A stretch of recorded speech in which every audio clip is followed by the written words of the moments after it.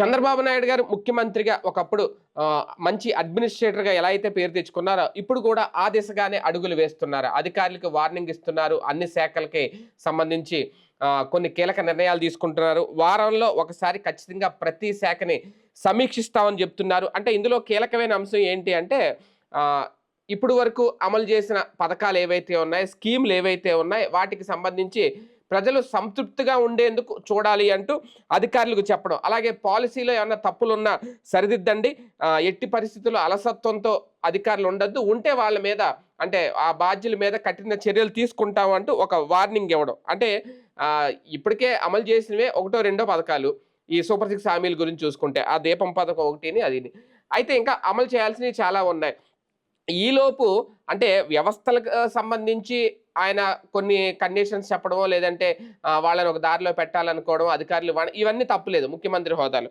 కాకపోతే ఇదే మొత్తం చేసేసాం, మనం ఇంకా చేసేసిన దాని మీదే ఫీడ్బ్యాక్ తీసుకోవాలి, ప్రజలు చెప్పినట్టు నడుచుకోవాలి, ప్రజలకు అనుగుణంగానే మన ప్రభుత్వం ఉంటుంది అని చెప్పే ప్రయత్నంలో రాజకీయం కనిపిస్తుందా, లేదా మరొకసారి అడ్మినిస్ట్రేటర్ ముఖ్యమంత్రిలో చంద్రబాబు గారిలో కనిపిస్తున్నారా, అదేమన్నా చూపించాలనుకుంటున్నారా? ఇదే అంశం మీద చర్చించే ప్రయత్నం చేద్దాం. సార్, తాజాగా అధికారులకి ఎక్కువ ఆదేశాలు ఇస్తున్నారు. ఈ మధ్యన అధికారులనే టార్గెట్ చేస్తున్నారు. ప్రభుత్వం వేరు అధికారులు వేరు అని చెప్పే ప్రయత్నమా, లేదంటే అధికారులు ఏమన్నా త్వరలో ఒక ప్రక్షాళన ఉండబోతుంది అనే దానికి సంకేతమా? నిన్న తాజాగా ఆయన చెప్పిన దాన్ని, అధికారులకు సూచించిన సూచనల్ని ఎలా చూడాలి? సాధారణంగా ఫీల్డ్ జర్నలిజం అనుభవం ఉన్నటువంటి వాళ్ళు ఇది ఒక రొటీన్ కార్యక్రమం కింద చూస్తారు. ఎందుకంటే చంద్రబాబు గారి గురించి ఆయన పాలన చూసినటువంటి వాళ్ళు ఇది ప్రతిసారి నడుస్తూనే ఉంటుంది. ఆయన నేను మారాను, ఈసారి అధికారులు ఇబ్బంది పెట్టనని చెప్తారు ఎన్నికలకు ముందు. ఇప్పుడు మొన్న రాధాకృష్ణ గారు రాసుకొచ్చినట్టున్నారు, వేధింపులు, ఇసుగించకూడదు వాళ్ళని.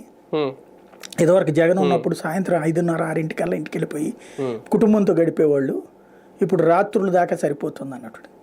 ఇప్పుడు బేసిక్గా చంద్రబాబు గారు పని రాక్షసుడు, ఒప్పుకోవాలి అది. కాకపోతే ఆ పని వలన ప్రయోజనం ఏంటో లెక్కేసుకోడు ఆయన. 24 గంటలు పాఠాలు చెప్పే కార్పొరేట్ విద్యా సంస్థల్లో లెక్చరర్ లాగా పనిచేస్తాడు ఆయన. అది అర్థమవుతుందో లేదో చూడడం. కార్పొరేట్ విద్యా సంస్థల్లో ఏంటంటే ఒక గ్రూప్ ఉంటుంది, ఇది బాగా సబ్జెక్ట్ ఉన్నటువంటి విద్యార్థుల్ని ఏరి వాళ్ళకి నేర్పే బ్యాచ్ ఒకటి ఉంటుంది. అది పోను మిగతా దాంట్లో తోమే బ్యాచే ఉంటుంది. పొద్దు నుంచి రాత్రి దాకా లెక్కలు కూడా బట్టి ఇచ్చేటటువంటి వ్యవహారం లాగా ఉంటుంది. అది అంత తప్పించి అక్కడ ఏముండదు. ఇప్పుడు పీక్స్లో ప్రచారం ఉన్నప్పుడు వర్క్ లీక్స్ అయిపోతుంటుంది. ఇక్కడ ప్రచారం కావాలంతే. చంద్రబాబు గారు దాన్ని సమీక్షించారు, దీన్ని సమీక్షించారు, వాళ్ళకి వార్నింగ్ ఇచ్చారు, వీళ్ళకి వార్నింగ్ ఇచ్చారు, వాళ్ళని జాగ్రత్తగా పనిచేయమన్నారు, కన్నెర్ర చేశారు. ఈ వార్తలతో పేపర్లు నిండుతున్నాయా? ఆ పనులు చేసేటటువంటి ఉద్యోగులకు పని దొరికింది కదా. అట్లాగే దానికి సంబంధించినటువంటి పై పనులు చూసుకునేటటువంటి ఏదైతే ఆ సమీక్షలకు సంబంధించిన భోజనాలు, లేకపోతే అదేది టిఫిన్ పెట్టేటటువంటి ఆ క్యాంటీన్ వాళ్ళకు బెనిఫిట్, ఏది సమోసానో టీనో ఇవ్వాలా, మంచినీళ్ళ బాటిల్స్ ఇవ్వాలి, వాళ్ళకు బెనిఫిట్. ఆయా వర్గాలు ఉపాధి పొందుతున్నాయి అనుకుంటే సరిపోయా మనం. ఎందుకంటే ఇప్పుడు ఇవాళ తెలుగుదేశం పార్టీ కార్యాలయంలో కూర్చోమనండి, ఆయన కూడా మొన్న కూడా వెళ్ళారు కదా, ఎంతసేపటికి అక్కడ వస్తున్నాయి అన్నీ ఏంటి? భూ వివాదాలు. ఏది పరిష్కారం? ఏం పరిష్కారం? మేము అక్కడ పెట్టాం, కింద పెట్టాం, కింద స్థాయిలో మళ్ళీ పెట్టాం, ఏమైంది? నువ్వు ఎన్ని పెడితే ప్రయోజనం ఏంటి? నాకేంటి పరిష్కారం? నా పక్కనోడు 2 గజాల స్థలం తీసుకున్నానని చెప్పాను, నేను కంప్లైంట్ ఇచ్చాను, వాడి దగ్గరికి వెళ్తే ఆడి రిజిస్ట్రేషన్లో ఇంతే ఉంది వాడి భూమి. ఇప్పుడు వాడి దగ్గర 100 గజాలు ఉందండి, ఇతను 2 గజాలు నాది లాక్కున్నారు అన్నాడు అంటే అతని దగ్గర 102 గజాలు ఉండాలి కదా. కానీ అతని దగ్గర 100 గజాలే ఉంటుంది, ఇతని దగ్గర 98 గజాలే ఉంది. అంటే ఈ 2 గజాలు ఎవడికో కలిసింది. ఇది చెయ్యాలంటే సర్వే టోటల్గా చేయాలి. ఇది చెయ్యాలంటే అధికారులు అదే పని మీద ఉండాలి. ఇక్కడ ఏమైపోతుందంటే బాబు గారు వచ్చినప్పుడు అధికారులు పని చేసుకోలేరు, చేయనీరు. పొద్దు నుండి సాయంత్రం దాకా సమీక్షలే రావడం. రేపు చంద్రబాబు గారి సమీక్ష, వీళ్ళు దానికోసం 2-3 రోజులు ప్రిపేర్ అవ్వాలి. ఎందుకు? సీఎంతో కదా.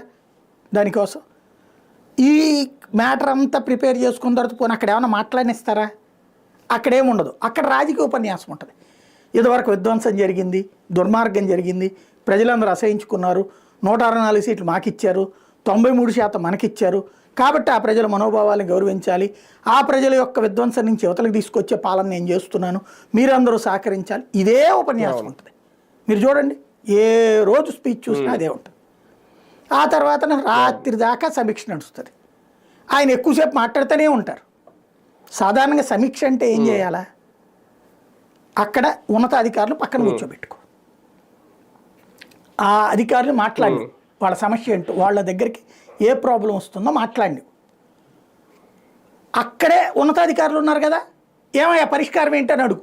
లేదా నువ్వు సీఎం కదా, పరిష్కారం చెప్పు, ఇది అమలు చేయనా పక్కన ఉన్న ఉన్నతాధికారికి చెప్పు, ఇక మళ్ళీ ఈ ప్రాబ్లం రిపీట్ కాకూడదని చెప్పు. ఇది కదా ఇది కదా రివ్యూ చేయాల్సిన లక్షణం. అంటే రాధాకృష్ణ గారు రాసేశారు కదా ఇవన్నీ, సంతృప్తి, ఆత్మసంతృప్తి, అతి సంతృప్తి, ఇవన్నీ ఇదివరకు కూడా ఇచ్చారు. అప్పట్లో 100% సంతృప్తి చెందాలి.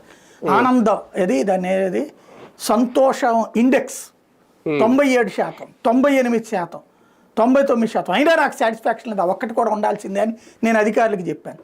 తర్వాత 21 వచ్చినాయి ఆయనకి, అంతే కదా, 22 వచ్చినాయి. ఎప్పుడు బేసిక్ సమస్య ఏంటంటే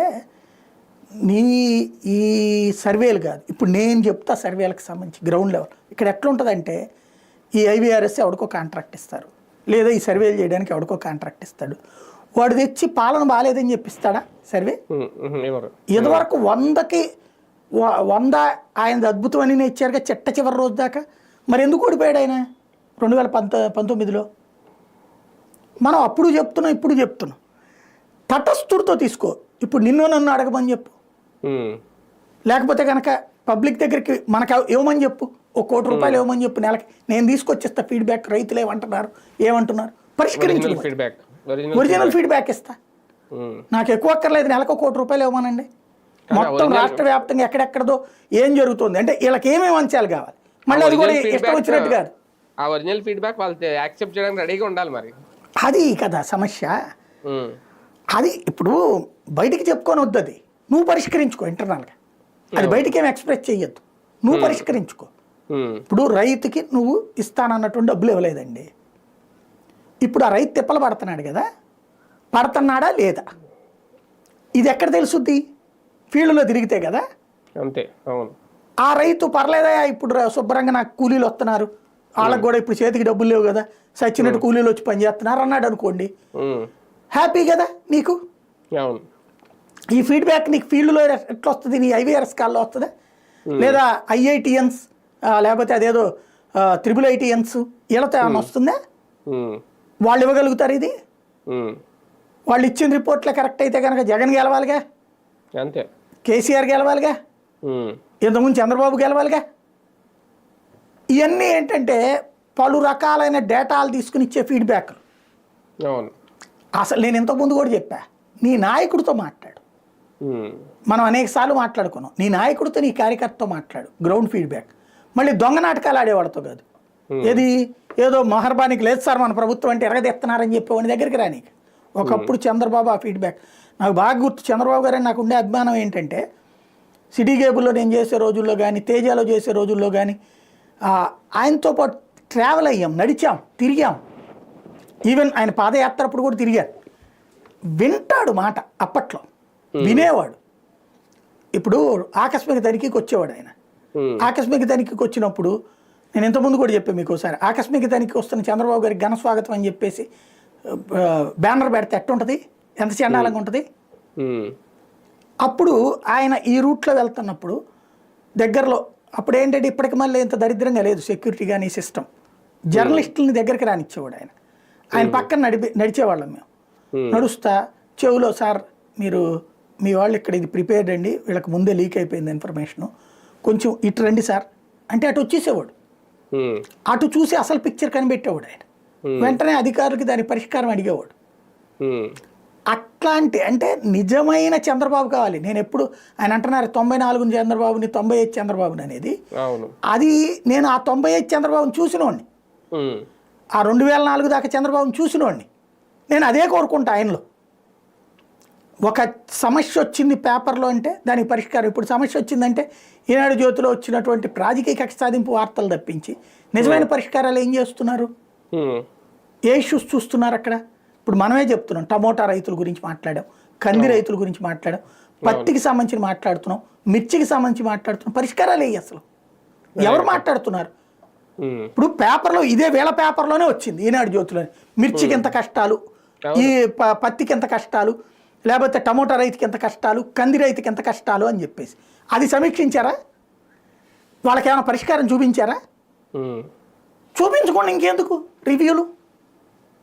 ఎవరి కోసం అది? ఇది ఆలోచించాల్సింది. కానీ అంటే ఒకటే అండి, ప్రజల నుంచి ఫీడ్బ్యాక్ తీసుకోవాలనుకుంటున్నారు ఈసారి చంద్రబాబు నాయుడు గారు ప్రతి విషయంలో. ఆర్టీసీ బస్సుల్లో క్యూఆర్ కోడ్లు పెట్టమంటున్నారు. అంటే నిజంగా ప్రజల నుంచి ఫీడ్బ్యాక్ తీసుకొని మార్పులు చేస్తే కనుక మంచిదే. కాకపోతే అది సాధ్యం అవుతుందా లేదా? ఇంతకు ఇప్పటి వరకు చేసిందే తప్ప ఇంకా కొత్తగా ఏం చేయలేం, దీన్నే మేము ఇంకా సరిపుచ్చుతామని చెప్పే ప్రయత్నం ఏమైనా జరుగుతుందా? లేదు, ఆయన ఉద్దేశం మంచిదే. పబ్లిక్ నుంచి డైరెక్ట్గా ఫీడ్ తీసుకోవాలన్నటువంటిది మంచి ఉద్దేశమే. కానీ మనం గ్రహించాల్సింది ఏంటంటే ఆంధ్రప్రదేశ్లో అక్షరాస్యత శాతం 66.5%. క్యూఆర్ కోడ్లతో మనం డబ్బులకి వేస్తాం, కానీ దాంట్లో ఎంత మోసపోతున్నారు, ఎంతమంది మోసపోతున్నారు?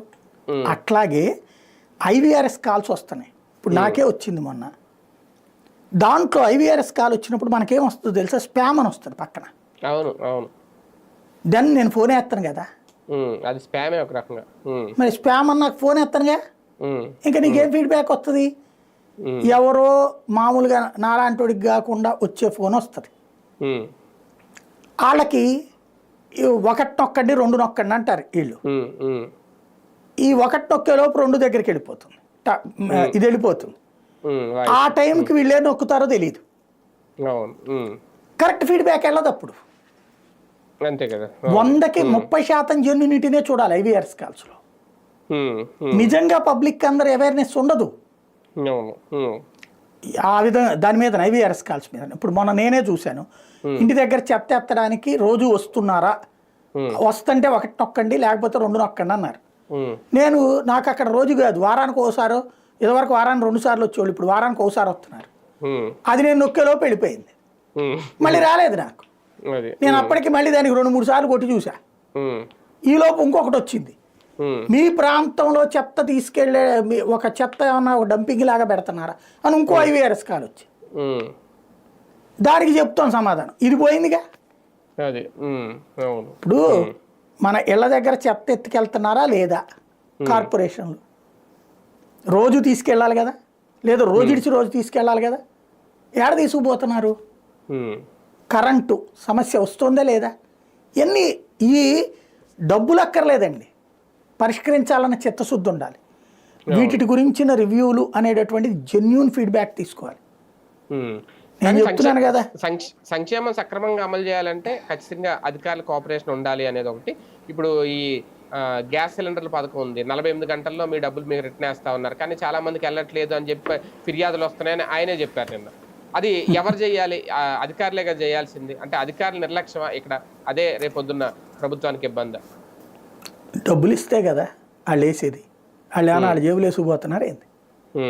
ఆర్థిక శాఖ రిలీజ్ చేయాలి కదా. మనకు ఆర్భాటంగా ఒక ఫోటో పెట్టారు అప్పుడు, డమ్మీ చెక్ ఒకటి పట్టుకుని చేత్తో ఆ గ్యాస్ ఏజెన్సీల సంస్థల వాళ్ళందరికీ చేతికి ఇచ్చినట్టు చూపించారు. 800 కోట్లు ఎంతో. ఆ డబ్బులు ఆయా సంస్థలకి ఎన్ని గ్యాస్ కనెక్షన్స్ ఉన్నాయో వాళ్ళకి తెలుసుగా, వాళ్ళు లిస్ట్ ఇస్తారుగా. ఫర్ ఎగ్జాంపుల్ హెచ్పి గ్యాస్ వాళ్ళు ఉన్నారు, వాళ్ళకి సంబంధించి 25 లక్షల కనెక్షన్స్ ఉన్నాయి అనుకుందాం. ఈ వైట్ రేషన్ కార్డు హోల్డర్స్ వాళ్ళకి తెలుసు కదా, వైట్ రేషన్ కార్డు హోల్డర్ ఎవరో. అట్లాగే వీళ్ళకి ఒక 30 లక్షలు ఉన్నాయి అనుకుందాం, ఇంకొకరికి 5 లక్షలు ఉన్నాయి అనుకుందాం. వాళ్ళకి నువ్వు డబ్బులు ముందు ఇచ్చేసేస్తే ఏం గొడవ ఇంకా? అంతే కదా, వాళ్ళే వేసేస్తారు కదా. నీ దగ్గర కూడా ఎందుకు? వాళ్ళే వేసేస్తారుగా. అయినా అసలు లబ్ధిదారులు డబ్బులు తీసుకోవడం ఎందుకు సార్? ఫ్రీ అన్నప్పుడు ఇంక మళ్ళీ మీరు మీ ముందు ఇవ్వండి, తర్వాత మేము మళ్ళీ ఇస్తాం. ఇవన్నీ ఎందుకు? ఫ్రీగా ఇచ్చేస్తే ఇంక ఏ గొడవ ఉండదు కదా, మళ్ళీ వేసే గొడవ చాలా ఉండదు కదా. జిమ్మిక్కు ఉందండి, చాలా తెలివితేటలు ఉంది ఇందులో. జగన్ అట్టాగే వేసేసాడు, ఉమ్, తీసుకుని ఓడగొట్టారు. ఉమ్, అలా కాకుండా ముందు నొప్పి తెలిస్తే ఉమ్, ఆ తర్వాత వస్తే అదో తృప్తి ఉంటుంది, అదే ఖర్చు పెట్టాక రీఎంబర్స్ అనేది. దీంట్లో ఇంకో లాజిక్ కూడా ఉంటుంది, ఉమ్, ఆ తర్వాత వేయకపోయినా మర్చిపోతారు, అది సదరు సంస్థలతో గొడవ లేదు, అవును. అది లెక్క ఇక్కడ. ఇందులో కూడా అందరికీ పడవు, కొంతమంది అడుగుతారు, కొంతమంది అడగరు కూడా, ఒకవేళ పడకపోయినా. ఆ గ్యాస్ ఏజెన్సీ వాళ్ళు చేస్తున్నారు అక్కడ, అదే వాళ్ళ కదా. దగ్గరికి వెళ్తారు, మాది రాలేదండి మేమేం చేయమంటారు అంటారు వాళ్ళు. ఉమ్, అది కూడా అది ఉండేది తర్వాత. అది రైట్.